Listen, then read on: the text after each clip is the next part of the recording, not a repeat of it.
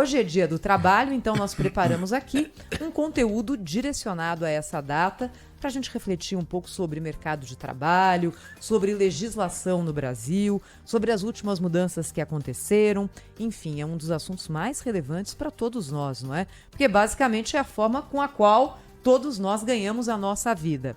É por isso que o professor José Pastore, sociólogo, um dos grandes conhecedores aqui, não só do mercado brasileiro, mas da realidade brasileira, está no estúdio da Rádio Bandeirantes, nos honrando com a sua presença em pleno feriadão de 1º de maio, né, professor? Muito obrigada por ter vindo, por ter acordado cedinho e por estar com o ouvinte da Rádio Bandeirantes aqui. Bom dia. Bom dia, é um prazer estar aqui, Thaís, com seus ouvintes, viu? O prazer é nosso, professor. E hoje, normalmente, feriado, a gente tem aqui um ritmo um pouco mais tranquilo na cidade, então a gente consegue tratar dos assuntos com mais profundidade, é para isso também que a gente está aqui. E aí, quando a gente fala em 1º de trabalho, professor, 1º de maio, é inevitável que se pense no atual momento do mercado de trabalho no Brasil, que tem ali uma divisão quase que meio a meio entre formais e informais. Como é que o senhor lê hoje o mercado de trabalho no Brasil e essa condição de disparidade que existe entre os trabalhadores brasileiros? Bem, o mercado de trabalho brasileiro, ele tem um problema crônico, que é o da informalidade. O emprego, em determinadas épocas, aumenta e até aumenta bastante, mas essa proporção que você mencionou, Thaís, de meio a meio, mais ou menos, né? Ela persiste. E é um problema que está ligado a muitos fatores, né?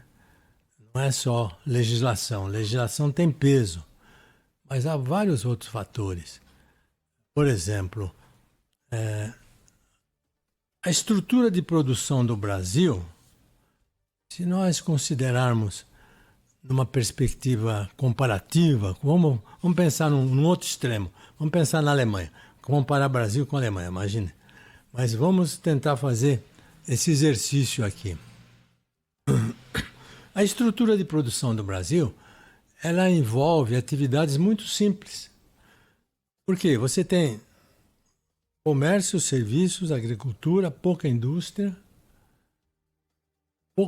poucas engenharias especializadas. Então, o grosso das atividades é composto de atividades muito simples. É o balconista, é o entregador, é o motorista, é o ordenhador, é o lavrador, é a empregada doméstica. Esse é o grosso, digamos, 2/3 das atividades laborais do Brasil são simples.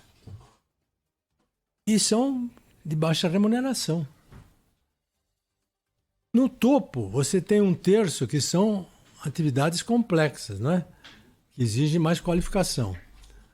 E até nesse topo já até há sinais de falta de mão de obra. Então, nós temos 2/3 muito simples, 1/3 mais complexo. Se pegar a Alemanha é o inverso. Na Alemanha, 2/3 das atividades são complexas. Se você pegar o que a Alemanha exporta? A Alemanha exporta alta tecnologia. A Alemanha exporta automóvel, avião, fármacos, engenharia especializada, não é isso?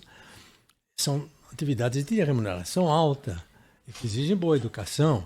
O que o Brasil exporta? O Brasil exporta commodities, ele exporta soja, exporta minério, exporta milho, etc. E no urbano são o quê? São os balconistas, os entregadores. Então, o que acontece? A estrutura de produção já é uma estrutura muito, digamos assim, carregada na base, com atividades muito simples. E aí vem a legislação. Para você contratar legalmente, a nossa legislação exige o pagamento de uma série de benefícios que, claro que são humanitários, são justos, mas eles somam mais de 100% do salário do trabalhador. Então, quando você pega essa grande quantidade de pessoas que trabalham em atividades simples e pretende formalizar, quer dizer, contratar formalmente aqueles que estão no informal, a carga é muito alta. Pagar mais de 100% em cima do salário é uma coisa complicada. Então, juntam dois problemas. o elementar aqui, que é da atividade, com a complexidade que é da legislação. E aí nós temos uma informalidade que é quase que permanente, está sempre se perpetuando. Esses dois fatores não são os únicos, há outros que pegam, mas eu acho que esses aqui são os fundamentais de termos um mercado de trabalho tão informal como nós temos hoje aqui. Professor, o senhor comparava o mercado de trabalho brasileiro com o alemão, indicando que no Brasil, hoje, a gente tem uma mão de obra pouco qualificada e mais voltada para atividades que não requerem uma formação muito especializada. Isso é um problema? E, se for um problema, quais são os caminhos que outros países já encontraram em relação a isso? É claro que esse é um problema sério. O nível de educação baixo e de má qualidade que o Brasil tem, não é? Por mais elementar que seja a atividade, é preciso ter algumas condutas, digamos assim, alguns comportamentos que decorrem de educação. A pessoa que tem pela frente, digamos, vou dar um exemplo aqui de uma atividade bem rudimentar, né? Vamos supor que ele está colocando laranjas numa caixa, né? Para poder vender. Vai daí que ele diz o seguinte, olha, sabe o que eu vou fazer? Eu vou colocar todas as laranjas podres embaixo da caixa, porque o consumidor não vai perceber. Bom, isso é uma falta de bom senso, né? É uma falta de bom senso que ele está trabalhando contra ele mesmo, não só contra a empresa, contra ele mesmo. Então, quando você leva em conta bom senso, lógica de raciocínio, capacidade de trabalhar em grupo, conversar, habilidade para ler o que está escrito num manual de instrução, por mais elementar que seja, tudo isso aqui requer educação. Então, é claro que com o nível educacional que nós temos no Brasil, muito precário, nós temos uma deficiência também do lado da oferta da mão de obra. Não é só do lado do trabalho. Eu falei bastante do lado do trabalho, porque essas atividades simples, elas são de má qualidade. Não dá para um trabalhador crescer muito nessa atividade simples. Agora, do lado da oferta, que é o trabalhador, a educação de má qualidade também compromete. Então, a gente fala sobre educação e a educação está quase sempre na mesma. Outra vez você tem um topo das escolas aqui, que são muito boas, não é? Muito boas, e são aquelas que fornecem para esse topo que exige mais qualificação, e o grosso das escolas tem qualidade muito a desejar. E isso realmente compromete a vida laboral, compromete a renda, compromete o horizonte das pessoas. Professor José Pastore conosco aqui na Rádio Bandeirantes.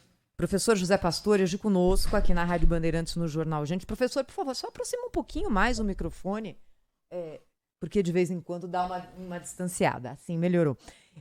Conosco aqui na Rádio Bandeirantes no Jornal Gente.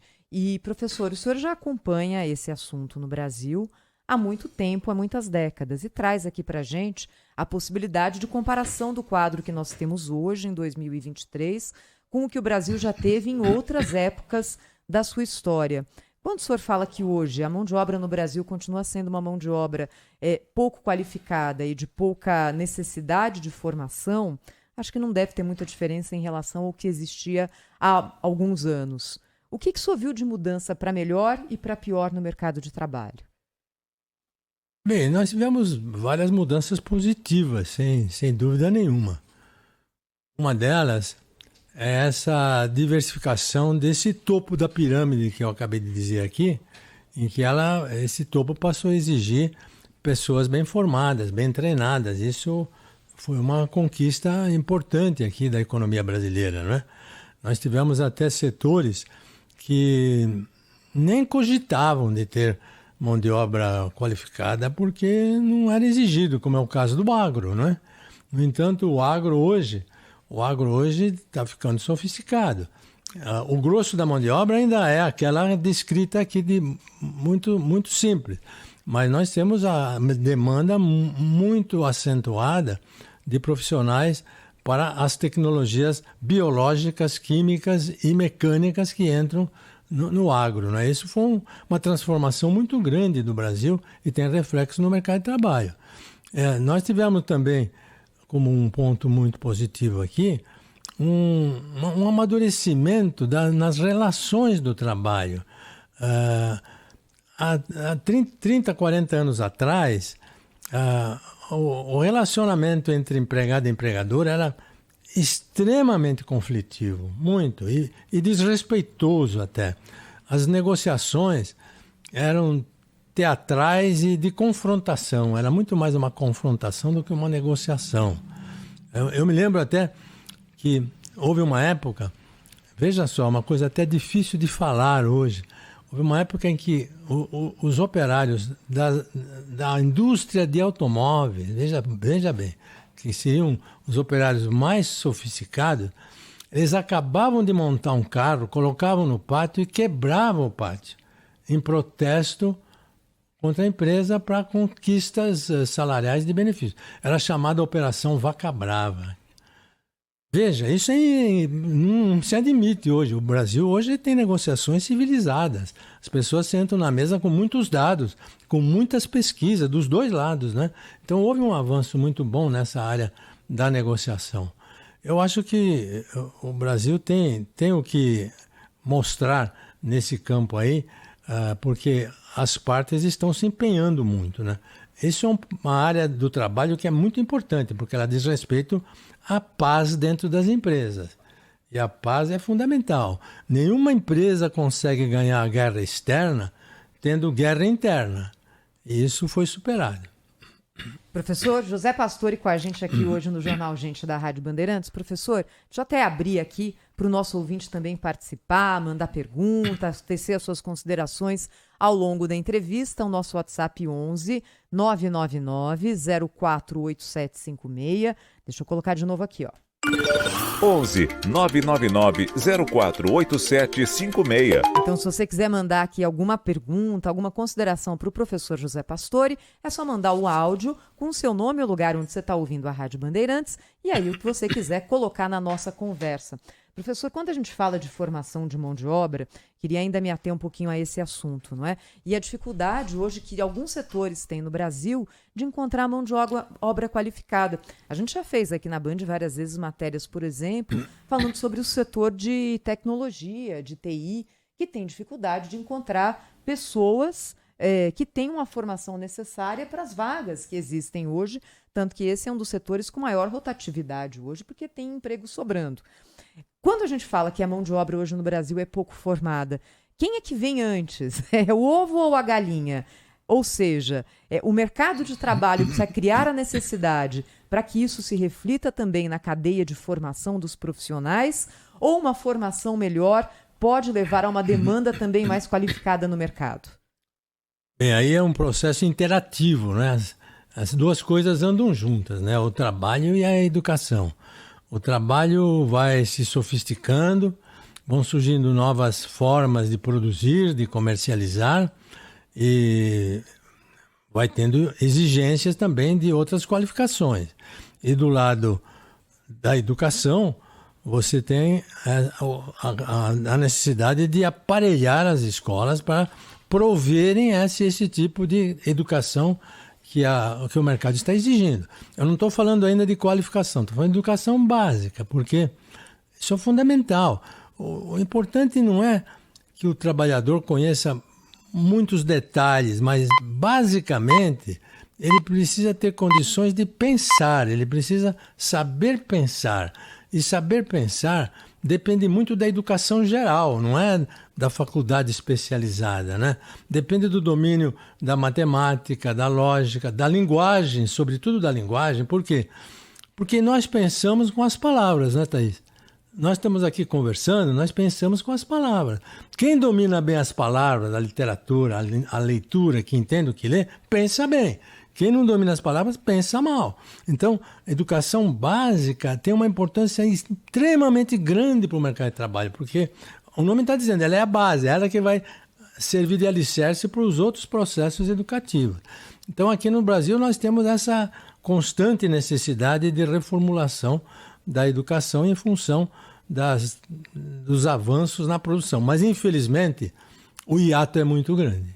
Infelizmente, o hiato entre educação e trabalho, com raras exceções de algumas escolas que são excelentes, muito boas, O hiato é muito grande. E ainda mais agora nesse pós-pandemia, né, professor? Acho que a gente não conseguiu medir ainda qual foi o tamanho do impacto do que aconteceu com a paralisação de 2 anos de aulas presenciais, né?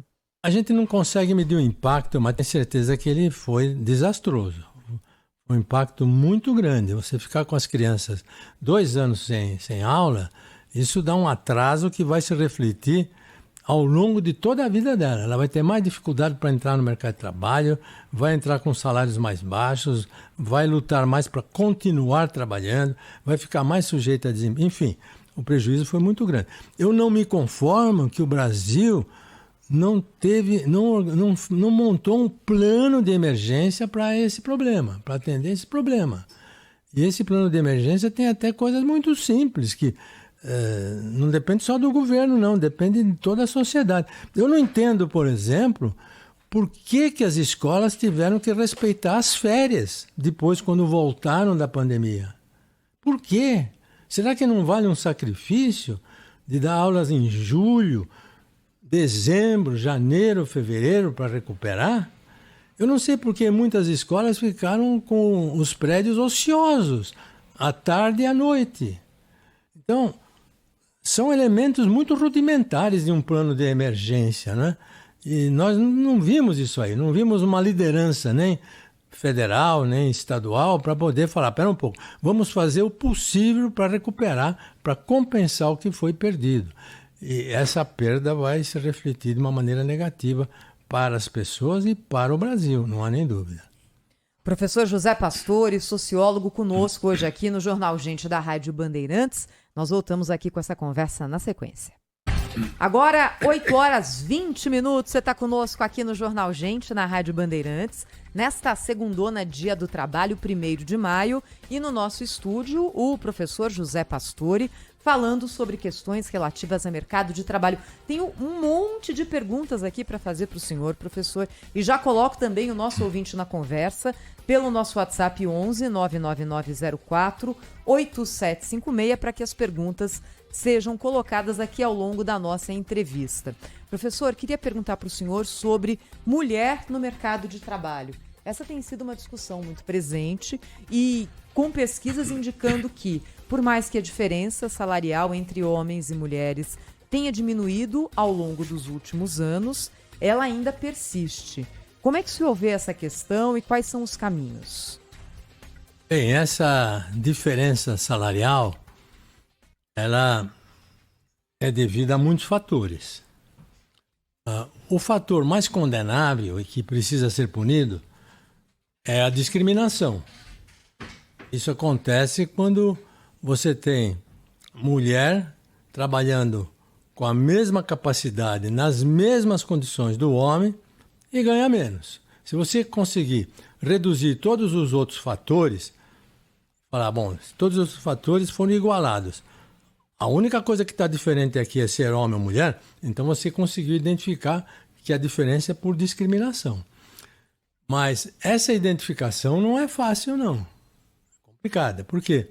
Porque o mercado de trabalho, quando ele contrata uma pessoa e remunera, ele leva em conta muitos fatores. Leva em conta, é claro, capacitação, a senioridade, a experiência naquela função, a competência para executar aquela função, a natureza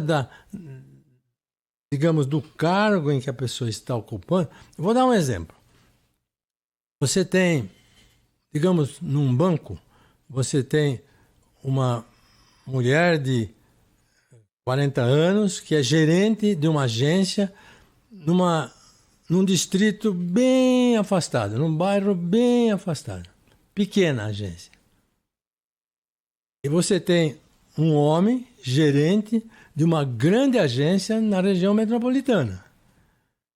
A mulher, ela tem por função ali conta corrente, pessoa física e jurídica. O homem tem conta corrente, pessoa física, jurídica, operações de exportação, importação, mercado cambial, mercado financeiro e muitas coisas muito mais complexas. Então, são competências e responsabilidades, sobretudo, muito diferentes. O banco ele paga mais para esse gerente aqui e menos para essa aqui, porque as responsabilidades são muito diferentes. Embora o cargo seja o mesmo e o município seja o mesmo. E a empresa é a mesma. Então, no mercado de trabalho, essas diferenças são levadas em conta, né? Agora, se você diz assim, bom, eu vou agora entrar com uma ação trabalhista, porque esse banco está pagando essa diferença para homem e mulher e eu vou querer igualar. Você entra com uma ação trabalhista, o juiz vai ter pela frente a necessidade de buscar a razão dessas diferenças. E para ele ter todos esses elementos, é difícil. Ele tem que ter pesquisadores para definir competências, responsabilidade, fazer estudos econométricos. Então, quando há discriminação, essa discriminação tem que ser punida. Precisa ser punida. Agora, a diferença salarial não é devida só à discriminação. Eu não estou dizendo que não tem discriminação, estou dizendo que tem. Quando você faz os estudos mais específicos, por exemplo, examina, vamos supor, a diferença de salários entre homem e mulher é de, vamos dizer, 30%. E aí você começa a retirar esses fatores. Bom, as responsabilidades são iguais ou diferentes? São diferentes. Competência, igual ou diferente? Diferente. Ritmo de trabalho, diferente. O que sobra? O que sobra é discriminação. E aí vai sobrar sempre, as pesquisas que dizem isso, vai sobrar sempre de 5 a 10% que é discriminação. E isso aqui tem que ser punido, é claro. Professor José Pastor, eu já perguntei aqui sobre as mulheres no mercado de trabalho. Queria ouvi-lo agora a respeito das duas pontas, né? A ponta de entrada e a ponta da senioridade, que o senhor citou no mercado de trabalho. A gente ouve muito que, primeiro, os jovens têm dificuldade de ter acesso ao primeiro emprego e que, a partir de uma determinada faixa etária, as pessoas também têm dificuldade de ou se manter empregadas ou de se recolocar no mercado de trabalho, principalmente dependendo ali do tipo de função que elas exercem. O senhor vê uma forma de melhorar o tratamento do mercado em relação a essas duas faixas que são gigantes? No que tange a entrada dos jovens no mercado de trabalho, esse problema é crônico no Brasil, né? Os jovens têm uma taxa de desemprego sempre acima de 18%, 20%, quando o desemprego geral é 7%, 8%, né? É aquela geração nem, né, professor? Que termina o estudo, muitas vezes no segundo grau, e também não consegue entrar no mercado, então não faz nada. Isso. Então você tem aqui vários fatores que afetam, mas dois deles merecem comentário aqui. Primeiro, o mercado diz o seguinte, olha, desemprego está alto, está sobrando muita gente, tem muita gente que conhece bem a atividade para a qual estou recrutando. Eu vou recrutar um desses mais velhos porque eles já estão sabendo de tudo. Então, o jovem diz assim, você não entra porque você não conhece direito aquilo que você tem que fazer. Mas se ele não entrar, ele nunca vai conhecer, né? Então, esse é um fator. Quando você tem desemprego alto, a oferta abundante, ele tem mais dificuldade. O segundo fator é que um jovem inexperiente, ele para a empresa, em termos de encargos sociais, ele custa tanto quanto para um adulto experiente. Não estou falando de salário, estou falando de encargos sociais. A empresa tem 100% de encargos sociais sobre o salário aqui no Brasil. Então, seja ele inexperiente ou experiente, são 100% de encargo. Também é um outro fator que dificulta. Ele é inexperiente, ainda mais custa igual. Isso dificulta a entrada do jovem. O que pode ser feito? Muitos países possuem aquilo que eles chamam de contrato de formação. O que é o contrato de formação? O jovem é contratado pela empresa durante um certo período, em geral 12 meses ou 18 meses, por menos encargos sociais. No Brasil, a lei do estágio não supriu essa lacuna? Se ele entrar como estagiário, sim. Ele vai ter menos encargos sociais. É uma categoria à parte o estagiário, né? Mas se ele entrar com um profissional normal, vai ser a mesma carga de cargos sociais. Então, esses países já fizeram isso e dá muito certo. Por quê? Vamos supor, mesmo se você pegar um jovem mais instruído, assim, vamos dizer, o sujeito saiu da escola politécnica e é engenheiro, mas ele ainda não é engenheiro. Se ele entrar, vamos supor, numa Petrobras e ficar 18 meses com menos encargo trabalhando lá, ele fica engenheiro, ele vira engenheiro. Então, é muito importante para a pessoa crescer no trabalho. É muito importante para a empresa, porque além dela ter menos despesa, ela observa melhor a pessoa. Ao longo de 18 meses, é muito melhor do que uma entrevista de 15 minutos, não é? Então, esse fator poderia ser melhorado aqui no Brasil com contratos de formação. Nós não temos, a resistência é muito grande. E do lado da qualificação, você tem que expandir mais os Senais da vida, os Senacs da vida, e oferecer essa qualificação para ele poder chegar na candidatura sabendo um pouco mais do que aquilo que ele sabe. Então, são duas frentes que nós precisamos atacar permanentemente, crescentemente, para poder melhorar a situação do jovem entrar no mercado de trabalho. Quanto ao idoso, a situação está mudando um pouco, sabe, Said? Estão surgindo determinadas atividades que estão percebendo vantagens comparativas do idoso.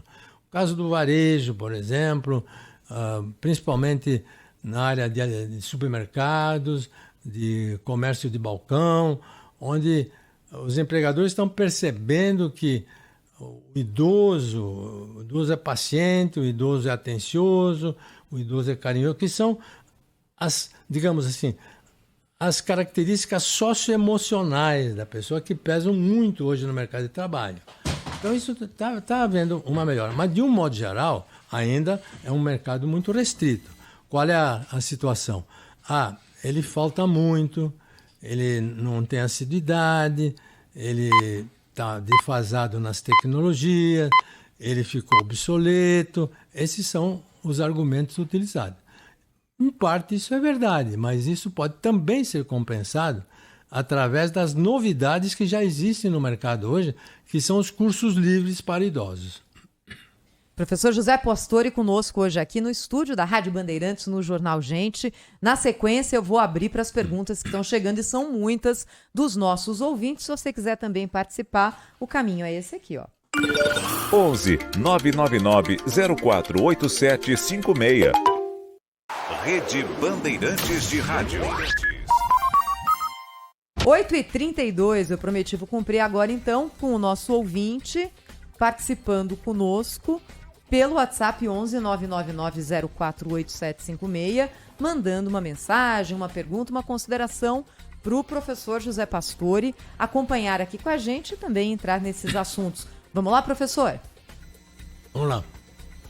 Bom dia, Thaís. Bom dia, professor. Aqui é o Marco de Mogi das Cruzes. Eu quero saber do senhor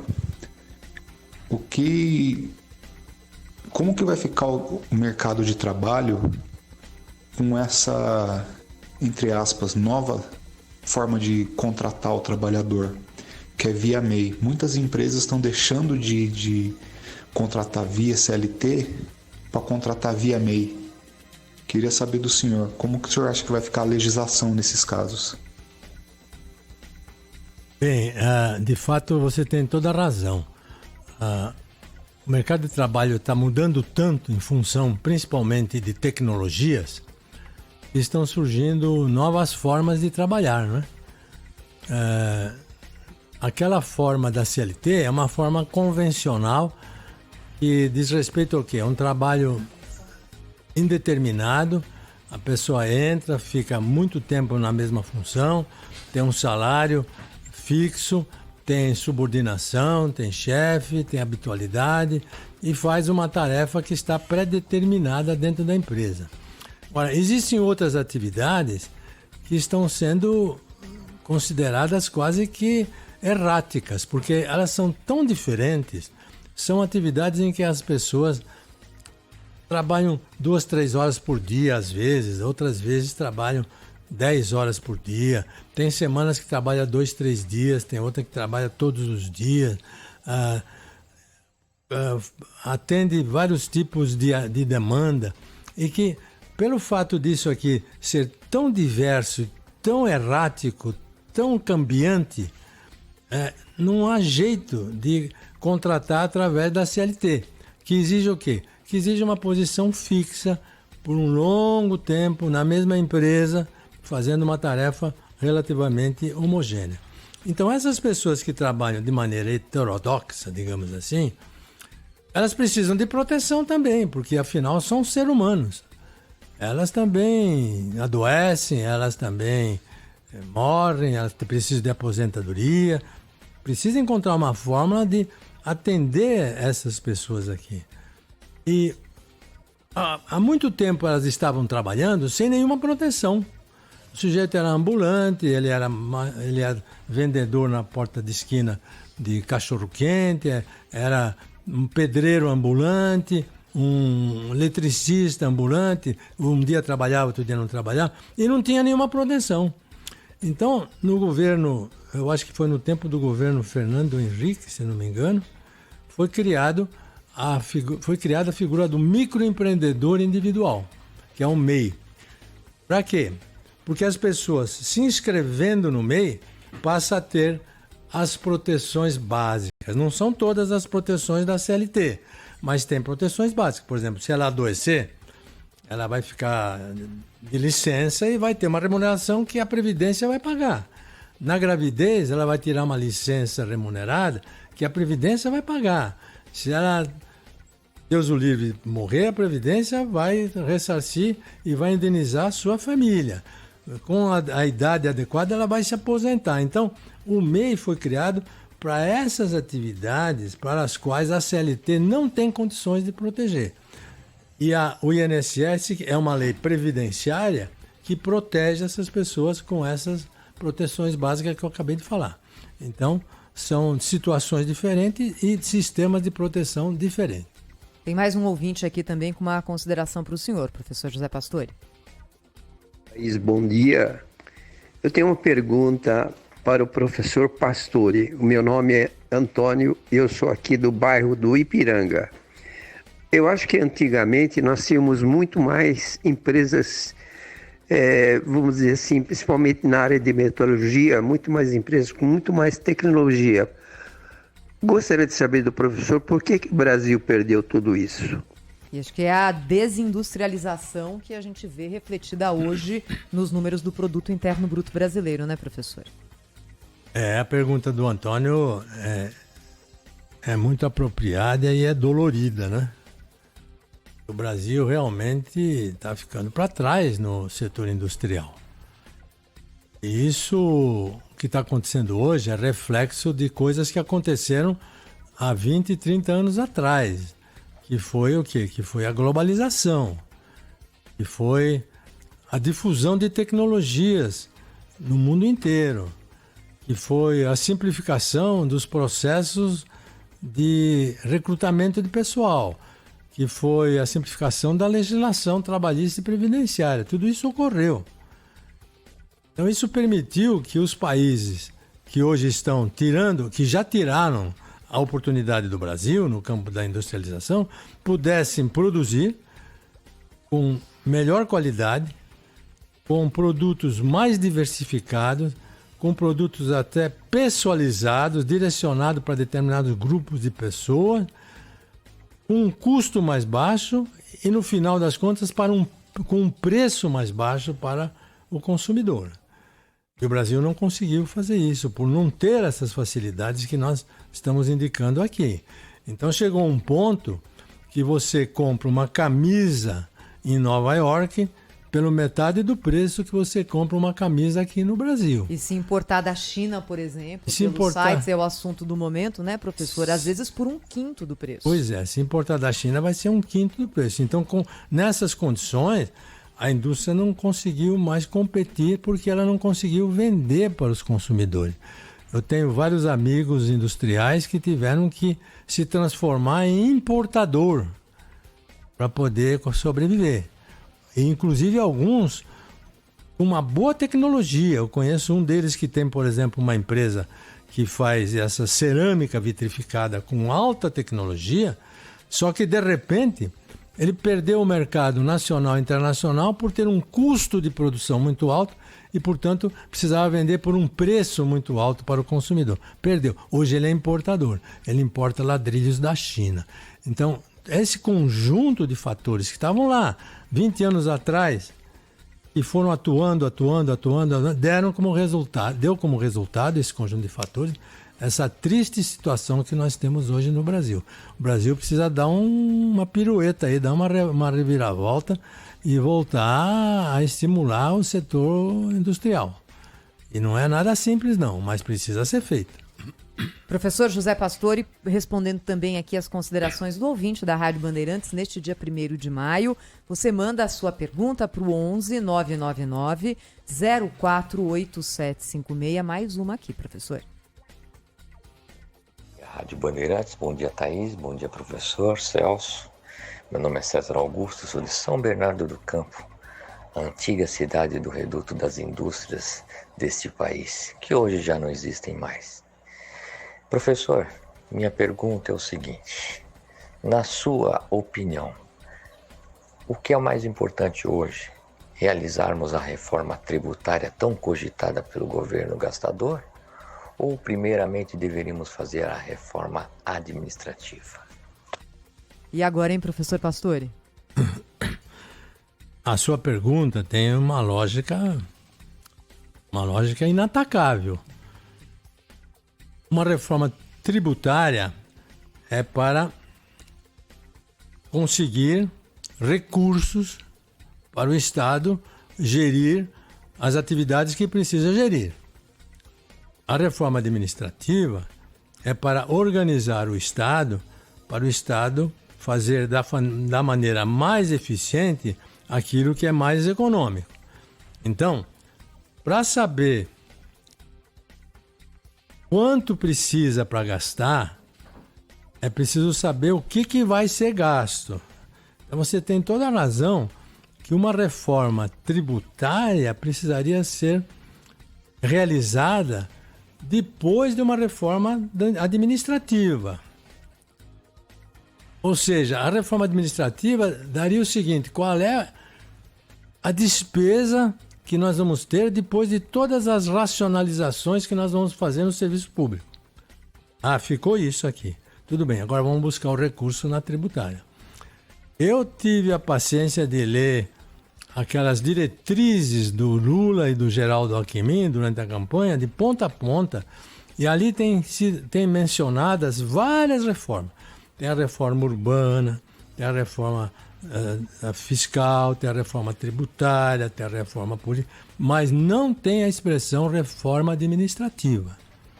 E quando o Lula tomou posse, uma das primeiras providências do governo foi pedir para retirar do Congresso Nacional os projetos que estavam tramitando sobre a reforma administrativa.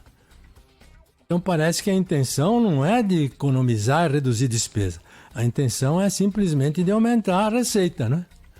E agora, com esse novo marco fiscal, que depende inteiramente da receita, está comprovado que essa filosofia é para deixar a administrativa de lado. Por quê? Administrativa, eventualmente, pode ferir interesses. Interesses de pessoas, de sindicatos, de centrais sindicais, de corporações. E isso aí afeta a base política, afeta os planos, afeta os projetos de poder que hoje os governos têm pela frente. Então, a gente tem a explicação do porquê que a reforma administrativa foi relegada. Mas nós não podemos aceitar isso, não. Nós não temos a aceitação desse tipo de conduta. O Brasil vai ficar rodando em falso se fizer uma e não fizer a outra. Mais uma pergunta aqui de um ouvinte da Rádio Bandeirantes, professor José Pastore, conosco no estúdio, neste Dia do Trabalho, um ouvinte falando sobre urbanização, professor. Bom dia, professor José Pastore, prazer em falar com o senhor, sou um ex-aluno da FEA USP também, turma de 73, e prazer em ouvir o senhor. Eu só colocaria para o senhor a questão se realmente com a mudança do Brasil das décadas 50, 60 para trás, que era eminentemente mais agro, né? Se houve um surgimento maior do desemprego com a mudança da população mais urbana, como tem nas décadas atuais. Muito obrigado, professor. Um grande abraço para o senhor. João Jodas, São Paulo. Você se refere à mudança do emprego em função de urbanização também, não é? Quer dizer, a concentração em áreas urbanas foi um fator que contribuiu para isso. De fato, nós tivemos uma uma concentração do próprio emprego. Interessante, os dados recentes até, eu estive fazendo um estudo recentemente sobre isso aí, mostra o seguinte, que nas cidades do interior, nos municípios do interior, onde o agro é forte, o agro, ele instiga a geração de emprego em várias áreas correlatas. Ele instiga no comércio, instiga no serviço, instiga no governo, instiga nas profissões liberais. E, de um modo geral, o que se verifica... Então, duas coisas interessantes. Primeiro, em muitos anos, isso varia um pouco de ano para ano, mas em muitos anos, o emprego cresceu mais nesse interior do Brasil de agro pujante do que nas metrópoles. Em segundo lugar, o Brasil também teve mais empregos, que criou mais empregos formais, proporcionalmente, é claro, à população, do que nas metrópoles, dentro dessas zonas interioranas onde o agro é forte e pujante. Então, esse é um fator, de fato, que contribuiu para esse quadro que nós temos de desemprego tão alto. Agora baixou um pouquinho em relação àquilo que nós tínhamos na pandemia, mas ainda é muito preocupante. Nós estamos com mais de 9 milhões de brasileiros sem nada o que fazer e que procuram trabalho todos os dias. Eu vou juntar duas perguntas de ouvintes aqui que também chegaram pelo nosso WhatsApp, professor. Bom dia, Bandeirantes. Gostaria de fazer uma pergunta aí para o especialista. O senhor não acha que a qualificação também vai ficar a desejar no mercado de trabalho? Com essa demanda aí de menos horas? Valdemir de Mauá. Bom dia, Thaís. Bom dia, professor. Meu nome é Jair. Sou professor universitário aposentado do interior do estado. Estou ouvindo a discussão e parece que tudo gira em torno da educação. Eu creio que uma qualidade boa de educação básica resolve 80% dos problemas que o professor está discutindo e nos mostrando. Não só o problema de melhor adaptação no emprego, maior capacitação para o emprego, mas um nivelamento na situação social de todos os indivíduos. E a gente resolve o problema de cota, resolve o problema de violência, que diminui. Então, penso que o caminho é por aí. O que o senhor acha? Bem, são duas questões, uma sobre jornada, outra sobre educação, né? Aliás, elas estão interligadas, né? Porque as jornadas, hoje em dia, elas estão sendo, digamos, alteradas por força da entrada de tecnologias, né?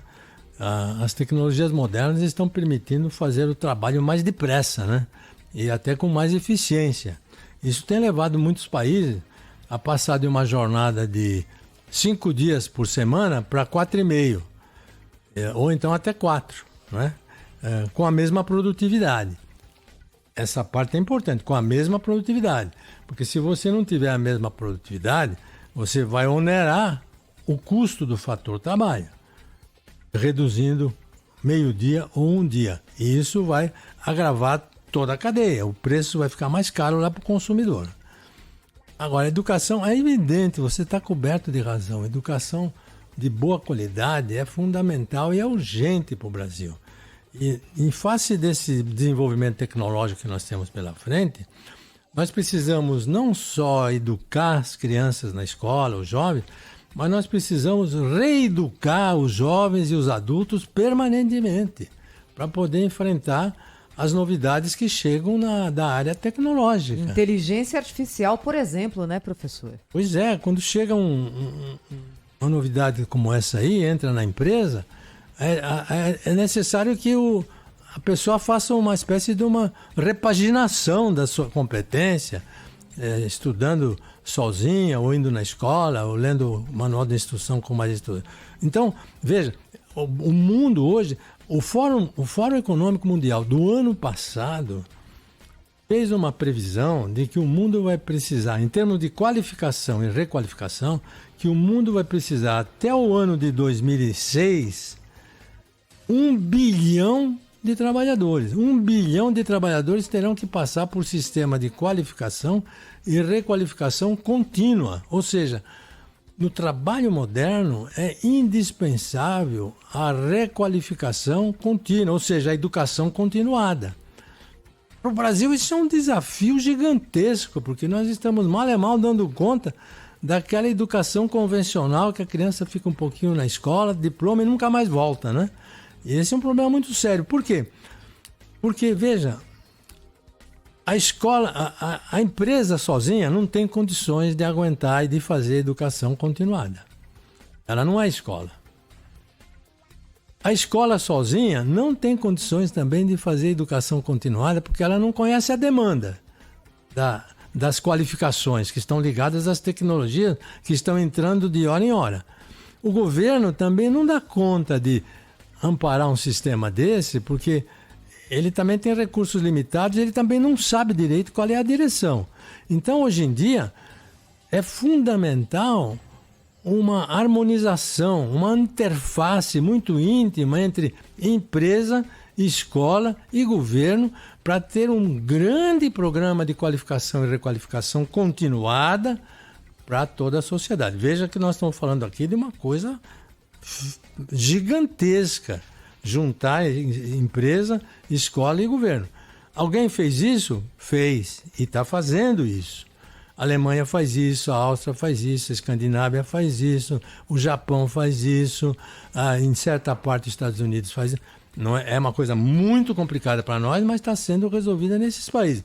E onde esses países estão fazendo isso já por um certo tempo, nós verificamos que os resultados são promissores, porque as pessoas conseguem acompanhar o desenvolvimento tecnológico e continuar empregadas, continuar trabalhando. Porque é muito fácil dizer assim, uma tecnologia entrou aqui, mas criou em outro lugar. Bem, é preciso saber se o trabalhador que sai daqui vai estar capacitado para entrar nesse outro lugar. Porque se tiver um hiato de 1 ano, 2 anos, como é que ele fica? Tem desemprego. Se ele não tiver educação e se ele não tiver qualificação e requalificação para poder fazer isso de uma maneira mais rápida, ele vai entrar no desemprego. Vai ser pesado para ele, vai ser pesado para o Estado. E a entrada de tecnologia impõe esse desafio que é fazer uma parceria muito íntima entre empresa, escola e governo. Professor Pastore, a gente vai conversando e as perguntas vão surgindo aqui dos nossos ouvintes e aí os assuntos vão se abrindo também. Vou colocar mais uma aqui na nossa conversa. Bom dia, Thaís. Bom dia, professor. Professor, me aposentei com 7 salários mínimos, o equivalente a 7 salários. Hoje recebo 2,5. Pergunto, qual a vantagem de se aposentar pensando no futuro, se a cada ano que passa eu recebo menos? Walter de Santo André. O nosso ouvinte Walter, professor, colocando a questão relativa ao ganho que os aposentados têm. Ele disse que se aposentou com 7 salários mínimos e hoje ganha o equivalente a 2 salários mínimos e meio e pergunta qual é a vantagem da aposentadoria numa circunstância como essa. E isso aqui levanta uma discussão que é, a partir do momento em que a gente tem falado muito até agora sobre a pessoa no mercado de trabalho, mas a saída do mercado de trabalho. O que o Brasil pode melhorar nessa circunstância, professor? Infelizmente, o Brasil ainda tem uma situação muito precária para a grande maioria da população que se aposenta. Tem uma minoria que está privilegiada porque quase que são os abençoados por Deus, né? Aqueles que são os marajás do serviço público, por exemplo, que se aposentam com valores estratosféricos e muitos deles se aposentam até porque cometeram algum erro no serviço público, como é o caso dos juízes, né? Um juiz condenado, por exemplo, o que ele tem de penalidade é uma aposentadoria régia de 35, 36, 38, 39 mil reais pro resto da vida, né? Enquanto que os demais trabalhadores ficam na situação que você descreveu. A nossa reforma trabalhista conseguiu equilibrar alguma coisa em termos das finanças públicas, mas não conseguiu atender adequadamente os trabalhadores. Eu acho que, como a gente precisa qualificar e requalificar as pessoas, também em termos de reforma, nós precisamos fazer e refazer as reformas. Reforma não é uma coisa estática, é um processo, ela tem que ser sempre ajustada e aperfeiçoada. Infelizmente, esse é o quadro do Brasil. E olha, com essas novas tecnologias, a situação pode piorar. Eu não quero aqui ser pessimista, não, mas é preciso tomar algumas providências imediatas para que não piore. Porque, veja bem, vou dar um exemplo muito elementar. Onde entra o robô no lugar do trabalhador, o trabalhador contribui para a Previdência Social. A Previdência Social tem recurso. O robô não contribui nada para a Previdência Social. E a Previdência Social vai precisar atender esse trabalhador que perdeu o emprego. Multiplica isso aqui por milhões e milhões de pessoas e veja o problema que está instalado aí pela frente. Então, quando a gente fala nessas reformas, nós temos que pensar também nesses aspectos, que é a transformação do processo produtivo, que é a sofisticação do processo produtivo, né? Então, reforma tributária, administrativa, previdenciária, elas precisam ser realizadas dentro de uma ótica de futuro e não de passado. O que a Previdência fez aqui é buscar um pouco melhor um equilíbrio das suas finanças, mas ela está sendo ameaçada de novo agora, pelo motivo que eu acabei de dizer. Isso acontece em outros países? Acontece. E eles estão parados lá? Não. Estão trabalhando firme. Já se fala muito numa regulação inteligente das tecnologias, já se fala muito na tributação do robô. Até o Bill Gates, que é o grande inventor das grandes, está defendendo a ideia de tributação do robô. E se ele sai, se ele entra e o trabalhador sai, ele deixa um rombo na Previdência Social porque para de pagar a contribuição. E amanhã vai ter que atender essas pessoas. Então, quando a gente fala, esse problema é muito complexo, não vai dar para... Dá para resolver, sim, os países estão atacando isso. Agora, são países que se dedicam aos problemas fundamentais da sociedade. Nós aqui no Brasil ficamos discutindo firulas, né? Perdemos muito tempo para saber se o sujeito estava naquele lugar, não estava, se foi ele que... Bom, eu não vou entrar nessa parte que a política não é minha praia. Professor José Pastore com a gente aqui no estúdio da Rádio Bandeirantes neste dia 1º de maio. Fica mais um pouquinho aqui com a gente, professor? Pois não. Fazer mais aqui um rápido intervalo e a gente conclui a nossa conversa na sequência. Rede Bandeirantes de Rádio. Bem, eu estou chegando aqui para concluir a nossa conversa, a nossa entrevista com o sociólogo José Pastore, no estúdio hoje da Rádio Bandeirantes, falando sobre mercado de trabalho. Professor, a gente falou muito sobre a estrutura do país, não é? E sobre o que a gente poderia fazer de diferente para ter resultados melhores. E aí agora eu queria, só para concluir a nossa conversa sobre mercado de trabalho, perguntar para o senhor o seguinte: o que nós, como cidadãos, podemos fazer? E aí, eu acho que o senhor sabe, a gente fala aqui para uma audiência muito grande em todo o Brasil e a gente atinge as pessoas nas mais diferentes condições, em cidades grandes, pequenas, pessoas mais ou menos desfavorecidas, mas eu tenho certeza que todo mundo tem, do ponto de vista familiar, uma grande preocupação em relação às próximas gerações, não é? Quando a gente olha para os nossos filhos, para aqueles ouvintes que já têm netos também e olham com preocupação para eles, o que a gente, dentro de casa, pode fazer para que essa nova geração chegue mais preparada no mercado de trabalho? Bem, eu costumo dizer para os meus alunos o seguinte: olha, vocês podem ainda estar com dúvidas sobre o que vocês vão fazer no futuro. Vocês podem até mudar de profissão, entrar numa faculdade de economia, mas podem mais tarde trabalhar com engenheiros, radialistas. Agora eu dou uma sugestão para vocês. Entrando aqui na faculdade, como vocês entraram, procurem estudar de modo a ficar acima da média. Fique acima da média de todo mundo aqui. Estude o máximo que você puder. Você precisa ter dentro de você mesmo o vírus da curiosidade. Você precisa estudar além daquilo que é ensinado na classe ou que está nos livros. Leiam livros paralelos. Utilize esses cursos grátis que tem na internet. Procura conhecer a ter conhecimentos de profissões próximas da sua. Você está estudando economia? Leia sobre direito, leia sobre administração. Aproveite da melhor maneira. Não se limite à atividade da escola. Estude por conta própria. Adquira um autogoverno. Se você não tem, inocule-se com o vírus da curiosidade. Porque assim você vai competir melhor no mercado de trabalho. Aqueles que já estão trabalhando e que já passaram da vida escolar, a recomendação é a mesma, por conta própria, procurar explorar essas oportunidades que existem. Hoje os cursos são gratuitos e pode-se aprender muita coisa nisso aqui. Usar o horário livre para poder aprender mais. E, além de tomar providências por conta própria, tomar providências em relação ao setor público. Que não basta votar, não é só votando que nós estamos participando do setor público. É preciso comunicar e se comunicar constantemente com os nossos governantes. O James Madison, que foi o grande criador da democracia americana, ele dizia que a democracia é um processo, que ela precisa ser amadurecido. Num primeiro estágio, os governados precisam aprender a respeitar os governantes. Num segundo estágio, os governantes precisam aprender a respeitar os governados.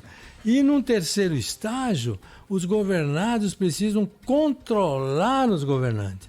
E a maneira de controlar é, novamente, usar as modernas tecnologias para poder atuar em cima dos governantes.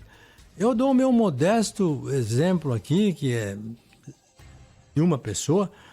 Toda semana eu reservo um tempo onde eu sento no meu computador, mando mensagens, mando sugestões, faço protestos para os parlamentares de Brasília, que têm influência É mesmo? Eles respondem, professor? E pasme, eles respondem. Não sei se a assessoria que responde, mas eles respondem. Então, eu acho que é uma pequena contribuição da gente ficar em cima. Eu fico atazanando esse pessoal o tempo inteiro. Professor José Pastore, que esteve aqui no estúdio da Rádio Bandeirantes. Antes da gente se despedir do senhor, professor, queria primeiro cumprimentá-lo, mas também pedir para o senhor dividir com o ouvinte da Rádio Bandeirantes a história da Embrapa, que é a empresa brasileira de pesquisa agropecuária, completou 50 anos agora. O senhor esteve na raiz da formação da Embrapa e a Embrapa significou a grande revolução na agricultura brasileira, hoje fazendo com que o agronegócio brasileiro seja um dos mais importantes, em alguns setores, o mais importante do mundo. Qual que é a história da Embrapa, professor, e o que o senhor fez lá atrás, hein? Essa semana que passou, Thaís, foi de grandes emoções para mim, porque eu participei da cerimônia lá, que ela homenageou os criadores da Embrapa. Eu fui o coordenador do grupo de estudo que criou a Embrapa, que propôs a Embrapa. A pesquisa agrícola no Brasil estava muito atrasada e ela era voltada apenas para o interesse do pesquisador. Não é que esse não seja importante, mas é muito importante também atender o interesse do consumidor, não é? Do brasileiro que precisa comer, ou então daquele que precisa exportar. E a pesquisa estava dissociada disso aí. Eu não sou agrônomo, claro, sou sociólogo, e o ministro da Agricultura me chamou naquela ocasião e me disse, olha, nós precisamos mudar isso aqui, vamos reorientar isso aqui para a demanda. Para orientar para a demanda, o que eu preciso fazer? Aí, como eram todos profissionais estáveis, que tinham liberdade para fazer o que bem entendiam, eu falei, olha, acho que nós temos que criar uma nova estrutura, uma estrutura de mérito, uma estrutura onde as pessoas entram por mérito e saem por erros, não é? E precisa também ter uma massa crítica boa. E ele perguntou, mas o que a gente precisa ter nessa nova entidade para ser uma boa empresa, uma boa unidade de pesquisa agrícola?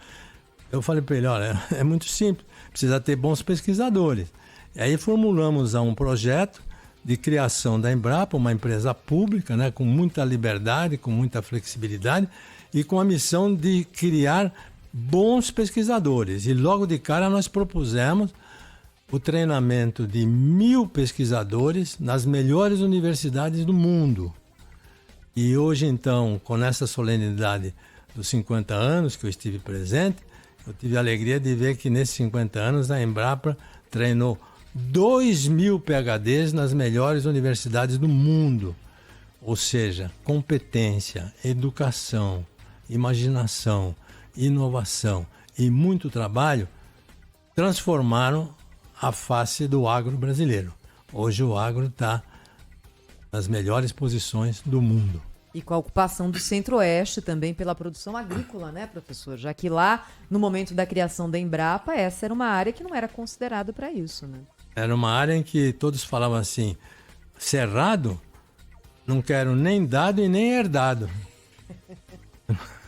Hoje cerrado é milho, é sorgo, é trigo, é soja, enfim, é uma beleza. A Embrapa realmente mudou a cara do Brasil. Então, para mim foi emocionante porque exibiram um filme lá, evoluindo, né? O Brasil e a Embrapa junto assim, com as inovações da Embrapa. E no final, nós três que estávamos presentes ali, o ex-ministro Cirne Lima, que foi o autor de tudo, né? Ele que levou a proposta para frente, o doutor Eliseu Alves, que é um grande agrônomo, grande pesquisador, inteligentíssimo também, junto comigo. Nós propusemos essa ideia e felizmente vingou. Eu estou muito contente com isso. Professor José Pastore, muito obrigada, hein, por ter vindo aqui no feriadão conversar com o ouvinte da Rádio Bandeirantes e por dividir conosco aqui a sua visão a respeito não só do mercado de trabalho, mas da sociedade brasileira como um todo. Até uma próxima, professor. Obrigado, estarei sempre às ordens, Thaís. E amanhã, se quiser acompanhar a gente na nossa nova plataforma, amanhã o Jornal Gente estreia no Band News TV, 8 da manhã, com a transmissão também direto dos estúdios do canal. Obrigada, professora. A gente conta com o senhor lá também. Estarei ligado como sempre. Será convidado em breve. Obrigada. Tá bom.